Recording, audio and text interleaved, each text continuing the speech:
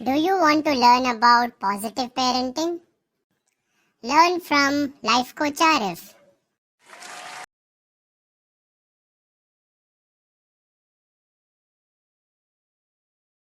एक दिन चिंटू जो 8th स्टैंडर्ड का लड़का है वो इंग्लिश में फेल हो जाता है।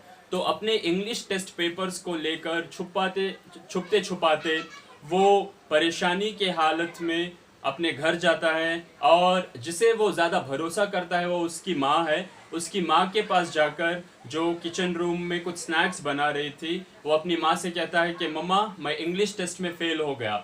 तो उसकी माँ को ये यकीन नहीं हुआ कि क्या कोई इंग्लिश में फेल हो सकता है।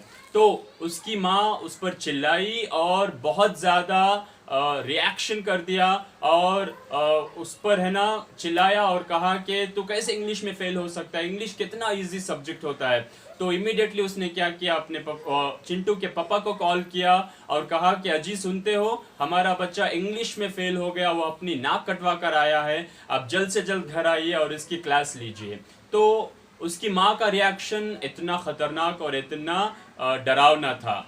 उसके बाद असर ये हुआ कि चिंटू जो है अपने सीक्रेट्स को अपनी माँ के साथ शेयर करना, सिर्फ माँ के साथ ही नहीं अपनी फैमिली में शेयर करना उसने बंद कर दिया था। और यहाँ तक बात पहुँच गई कि वो अभी अपने प्रोग्रेस रिपोर्ट पर खुद साइन करता है, वो जो है कोई भी सीक्रेट आकर घर पर नहीं बताता है। जी, इस कहानी का आउटकम क्या है या फिर इससे हमको क्या सीख मिलती है, इससे हमको आज की जो पॉजिटिव सीज ऑफ पेरेंटिंग का जो सी है वो है कॉन्फिडेंशियलिटी।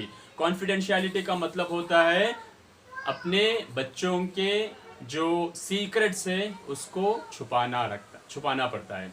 तो हमारी पेरेंट्स की जिम्मेदारी होती है कि हम लोग अपने बच्चों की कॉन्फिडेंशियलिटी को मेंटेन करें ताकि हम उनका ट्रस्ट जीत पाए और उनका भरोसा जीत पाए। मगर हम लोग क्या करते हैं, हम लोग उनके सीक्रेट्स को उछाल देते हैं और जिसकी वजह से बच्चे हमारे पास आकर अपने सीक्रेट्स को शेयर नहीं करते।